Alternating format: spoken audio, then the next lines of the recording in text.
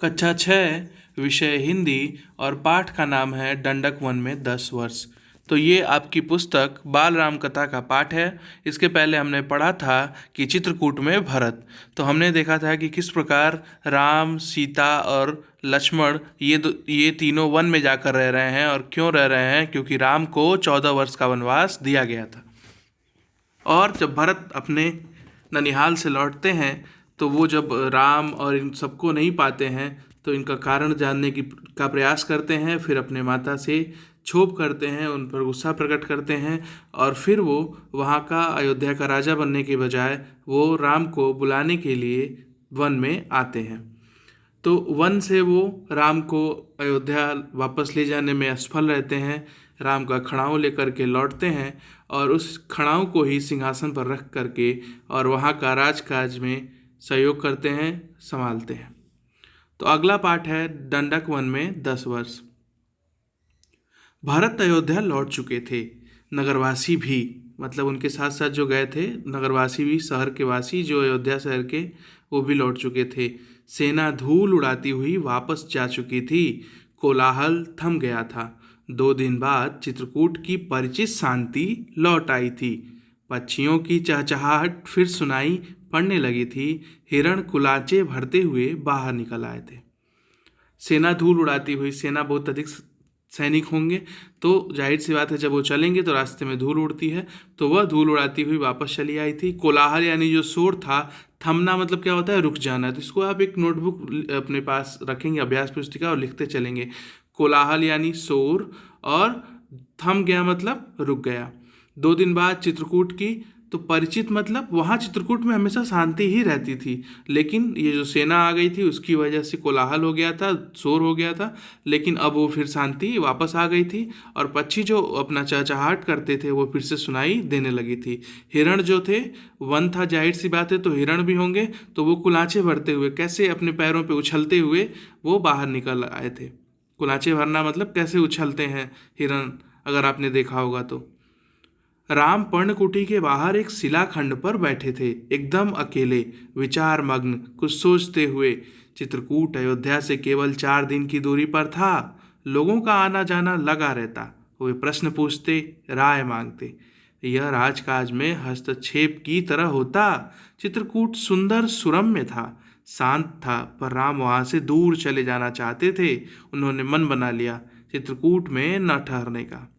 अब पर्णकुटी क्या होती है? पत्तों की जो कुटी थी उसके बाहर, मतलब ये लोग झोपड़ी में रहते थे पत्तों से बनी हुई, उसके बाहर एक पत्थर के टुकड़े पर, शिलाखंड यानी पत्थर के एक टुकड़े पर, मतलब एक बड़ा पत्थर था, उस पर बैठे हुए थे और अकेले बैठे हुए थे। विचार मग्न मतलब विचारों में डूबे हुए, मग्न यानी डूबा होना, तो विचारों में डूबे हुए अर्थात बहुत सोच रहे थे। कुछ सोचते हुए चित्रकूट अयोध्या से, अब चित्रकूट की अयोध्या से जो दूरी थी वो आने में केवल 4 दिन का समय लगता था। तो लोग आते जाते रहते थे और वे कुछ पूछना होता तो राम से पूछते और राम भी वहाँ के बारे में जानते रहते। तो ये ऐसा लग रहा था जैसे कि वहाँ यहाँ बैठे बैठे वो अयोध्या का राजकाज संभाल रहे हों। हस्तक्षेप यानी क्या होता है कि किसी कार्य में अपनी दखल देना। चित्रकूट तो जगह बहुत सुंदर थी, सुरम्य थी, वातावरण बहुत ही अच्छा था, शांत भी था, लेकिन राम वहाँ से चले जाना चाहते थे। उन्होंने मन बना लिया था। मन बना लेना मतलब निश्चय कर लेना, और चित्रकूट में न ठहरने का कारण यही था कि जो उन्होंने त्यागा था, जिसका जो उन्हें जिससे उन्हें दूर किया गया था, वो कहीं ना कहीं प्रत्यक्ष रूप से तो नहीं लेकिन एक अप्रत्यक्ष रूप से वो कार्य जारी था। मतलब उन्हें अयोध्या के राजकाज से दूर किया गया था और वही कार्य उनको यहाँ से करना पड़ रहा था। इसका एक कारण और था, वहाँ रहकर तपस्या करने वाले ऋषि मुनियों का निर्णय। राम लक्ष्मण ने उस वन से राक्षसों का सफाया कर दिया। अब तपस्या में कोई बाधा नहीं थी, लेकिन मुनिगण वन छोड़ना चाहते थे। कुछ राक्षस मायावी थे, जब तब आधम धमकते थे, यज्ञ में बाधा डालते थे। तीनों वनवासी मुनियत्री से विदा लेकर चल पड़े। तो इसका एक और कारण था। एक तो ये कारण था कि वो क्या था, यहाँ बैठ करके चित्रकूट में बैठे बैठे उनको अयोध्या का हालचाल भी बहुत ज़्यादा मिलता और वहाँ के राजकाज के निर्णयों को भी यहाँ से कुछ कुछ संचालित करना पड़ता था। इसका और कारण था कि वहाँ रहकर जो वहाँ ऋषि मुनि रहते थे वो उस जगह को छोड़कर जाना चाहते थे। कारण क्या था कि राम लक्ष्मण ने तो सफाया कर दिया था वन के राक्षसों का, लेकिन कुछ राक्षस मायावी थे। मायावी यानी छल थे, अपना रूप बदल के, अपना आकार बदल के आते और इनके यज्ञों में बाधा डालते, रुकावट डालते थे। तीनों वनवासी मुनियत्री से विदा लेकर चल पड़े। तो मुनियत्री जो थे, जो जिनका आश्रम था वहाँ पर, उनसे विदा लिया और तीनों वनवासी राम लक्ष्मण और सीता वहाँ से निकल पड़े। कहाँ निकल पड़े? दंडक वन की ओर। चित्रकूट छोड़ दिया। दंडकारण्य घना था, पशु पक्षियों और वनस्पतियों से परिपूर्ण। इस वन में अनेक तपस्वियों के आश्रम थे, लेकिन राक्षस भी कम नहीं थे। वे ऋषि मुनियों को कष्ट देते थे, अनुष्ठानों में विघ्न डालकर। राम को देखकर मुनिगण बहुत प्रसन्न हुए। तो क्या हुआ कि एक प्रश्न हो जाएगा कि चित्रकूट से किस मुनि से विदा लेकर के तीनों वनवासी दंडक वन की ओर गए। तो किस मुनि में? आप बस ये भर देंगे, मुनि अत्रि। तो विदा लेकर के ये लोग निकले दंडक वन। वन का नाम है दंडक वन।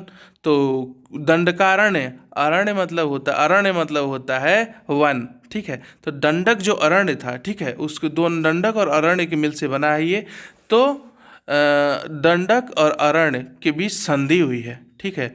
तो वो अ और अ मिल करके आ हो गए हैं, तो इसलिए दंडकारण्य हो गया है। तो दंडक जो वन था वो घना था। घना था मतलब बहुत सारे वनस्पतियों से भरा हुआ था, वनस्पतियों से परिपूर्ण। पूर्ण मतलब होता है पूरा होना, तो वनस्पतियों से भरा पूरा था। इस वन में अनेक तपस्वियों के आश्रम थे, तपस्या करने वाले लोगों के आश्रम थे, और यानी निवास स्थान था। लेकिन राक्षसों की संख्या भी बहुत थी। राक्षस क्या करते थे? जो कमजोर ऋषि मुनियों को कष्ट देते थे, परेशान करते थे, और उनके मांगलिक कार्यों में विघ्न यानी रुकावट, लिख लेंगे, विघ्न यानी रुकावट डालते थे। और वो लोग क्या देखे कि राम को देख करके सभी लोग प्रसन्न हो गए। मुनियों ने राम का स्वागत करते हुए कहा, आप उन दुष्ट मायावी राक्षसों से हमारी रक्षा करें, आश्रमों को अपवित्र होने से बचाएं। सीता दैत्यों के संहार के संबंध में दूसरी तरह सोच रही थीं। वे चाहती थीं कि राम अकारण राक्षसों का वध न करें, उन्हें न मारें जिन्होंने उनका कोई अहित नहीं किया है। राम ने उन्हें समझाया, सीते, राक्षसों का विनाश ही उचित है। वे मायावी हैं, मुनियों को कष्ट पहुँचाते हैं, इसलिए मैंने ऋषियों की रक्षा की प्रतिज्ञा की है। तो मुनि बहुत खुश हुए और उन्होंने कहा कि आप दुष्ट जो राक्षस हैं, छली राक्षस हैं, उनसे हमारी रक्षा करिए, हमारे आश्रमों को बचाइए, जिसमें वो क्या करते हैं, तरह तरह के अत्याचारी काम करते हैं। सीता ने जो अपनी दृष्टि थी वो उन्होंने ये सोचा कि दैत्य जो राक्षस हैं, संहार यानी इनको खत्म करने के संबंध में दूसरे तरीके से सोच रही थी। वो सोच रही थी कि राम का तो इन राक्षसों ने कुछ नहीं बिगाड़ा है, तो राम क्यों इनका वध करें, इनको मारें अकारण। अकारण यानी बिना किसी वजह के। तो इनका ये कहना था कि अहित यानी अगर कुछ बुरा नहीं किया है इन राक्षसों ने आपका, तो इनका विनाश, इनको न मारें। लेकिन राम ने बताया कि जगत के कल्याण के लिए, संसार के मुनियों को कष्ट दूर करने के लिए इन अत्याचारियों को मारना ही होगा। ये देखिए कैसे विचार मग्न है। राम लक्ष्मण और सीता दंडकारण्य में 10 वर्ष रहे। 10 वर्ष, 14 वर्ष का जो वनवास था उसमें 10 वर्ष कहाँ रहे? दंडकारण्य में, दंडक अरण्य में। स्थान और आश्रम बदलते हुए वे क्षरभंग मुनि के आश्रम पहुँचे। तो दंडकारण्य में क्या हुआ? वो लोग 10 वर्ष रहे और स्थान और आश्रम बदलते रहे। वे क्षरभंग मुनि के आश्रम पहुँचे। आश्रम में बहुत कम तपस्वी बचे थे, सभी निराश थे। उन्होंने राम को हड्डियों का ढेर दिखाकर कहा, राजकुमार, ये ऋषियों के कंकाल हैं, जिन्हें राक्षसों ने मार डाला है। अब यहाँ रहना असंभव है। तो वहाँ पे गए तो वहाँ के मुनि ने भी इनको समस्या बताई। सुतीक्ष्ण मुनि ने भी राम को राक्षसों के अत्याचार की कहानी सुनाई। तो पहला किसने सुनाई? क्षरभंग मुनि, और दूसरा सुतीक्ष्ण मुनि। आप ये लिखते चलेंगे कि किसने किसने कहानी सुनाई। तो क्षरभंग और सुतीक्ष्ण। कितने मुनियों के नाम हैं पूरे पाठ में, आप लिख लेंगे एक जगह। सुतीक्ष्ण मुनि ने भी राम को राक्षसों के अत्याचार की कहानी सुनाई। आपने इसके पहले किसकी अनुमति लेकर के चित्रकूट से ये तीनों निकले, ये भी लिख लेंगे। मुनि ने ही राम को अगस्त ऋषि से भेंट करने की सलाह दी। विंध्याचल पार करने वाले वह पहले ऋषि थे। मुनि ने राम को गोदावरी नदी के तट पर जाने को कहा। उस स्थान का नाम पंचवटी था। अब ये नए जगह की तरफ प्रस्थान कर रहे हैं और उस जगह का नाम है पंचवटी। वनवास का शेष समय दोनों राजकुमारों और सीता ने वहीं बिताया। पंचवटी के मार्ग में राम को एक विशालकाय गिद्ध मिला। विशालकाय मतलब विशाल काया वाला, काय मतलब होता है शरीर, विशाल शरीर वाला गिद्ध मिला। नाम था क्या? जटायु। सीता उसका स्वरूप देखकर डर गईं। लक्ष्मण ने उसे मायावी राक्षस समझा, मतलब ऐसा राक्षस समझा जिसने अपना रूप बदल लिया हो। वे धनुष उठा ही रहे थे कि जटायु ने कहा, हे राजन, मुझसे डरो मत। मैं तुम्हारे पिता का मित्र हूँ, वन में तुम्हारी सहायता करूँगा। आप दोनों बाहर जाएंगे तो सीता की रक्षा करूँगा। राम ने जटायु को धन्यवाद दिया, उन्हें प्रणाम करके आगे बढ़ गया। प्रणाम क्यों किया? क्योंकि जटायु उनके पिता के मित्र थे, तो पिता के मित्र को क्या हुआ? सम्मान दिया इन्होंने। और तो ये भी प्रश्न बन जाएगा कि पंचवटी के मार्ग में राम लक्ष्मण सीता को एक विशालकाय गिद्ध मिला, उसका क्या नाम था? पंचवटी के मार्ग में जो विशालकाय गिद्ध मिला इन राम लक्ष्मण सीता को, उसका क्या नाम था? तो उसका नाम था जटायु। लिख लेंगे। पंचवटी में लक्ष्मण ने एक सुंदर कुटिया बनाई। मिट्टी की दीवारें खड़ी थीं, बांस के खंभे लगाए, कुश और पत्तों से छप्पर बनाया। कुटिया ने उस मनोरम पंचवटी को और सुंदर बना दिया। कुटी के आसपास पुष्पलताएं थीं, हिरण घूमते थे, मोर नाचते थे। देखिए इस प्रकृति का कितना सुंदर चित्र यहाँ पे उपस्थित है।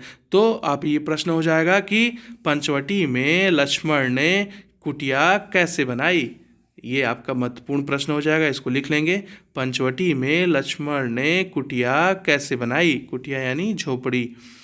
इस बीच राम राक्षसों का निरंतर संहार करते रहे। संहार यानी उनको खत्म करते रहे, उनका वध करते रहे। वे जब भी आश्रमों पर आक्रमण करते, राम लक्ष्मण उन्हें मार देते।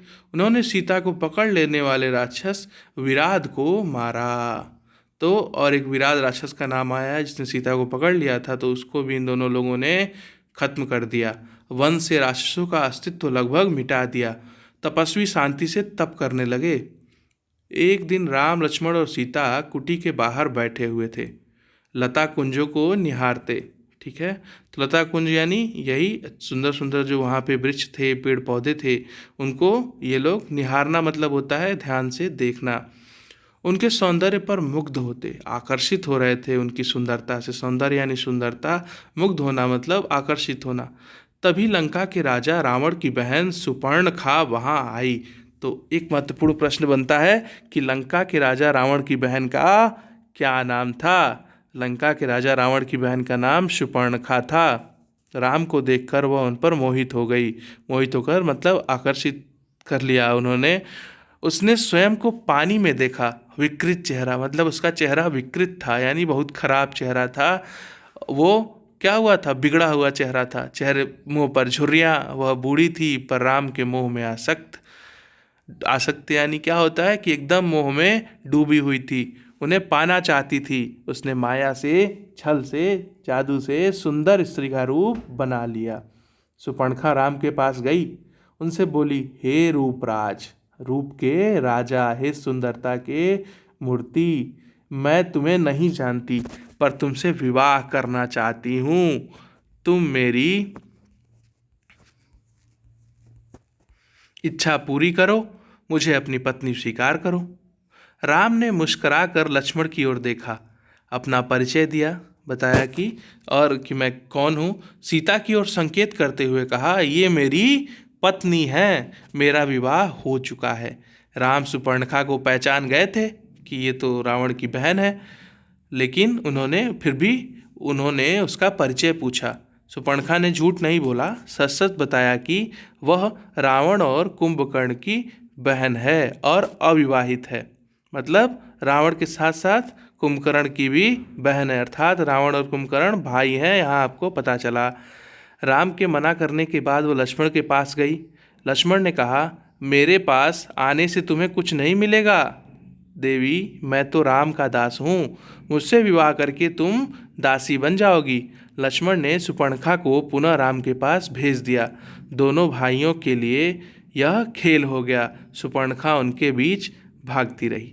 तो आप देख रहे हैं किस प्रकार दोनों भाई क्या कर रहे हैं, अब वो हंसी टिटोली कर रहे हैं कि एक ऐसी मांग जो कि किसी की उनकी उनकी शादी हो चुकी है, उसके बावजूद ऐसी मांग करना ये जानते हुए भी, तो ये हास्यास्पद ही है। और किस प्रकार का उसके साथ व्यवहार हो रहा है, ये आप देख रहे हैं कि कैसे राम लक्ष्मण हंसी हंसी मजाक कर रहे हैं। तो आगे क्या होता है, क्या वो अपने उद्देश्य में सफल होती है या फिर क्या निर्णय निकलता है, आगे क्या होता है, ये जानने के लिए अगला पाठ हम पढ़ेंगे। तब तक के लिए धन्यवाद। जो प्रश्न मैंने बताए, जो शब्दार्थ बताए, उनको आप लिखते चलिएगा।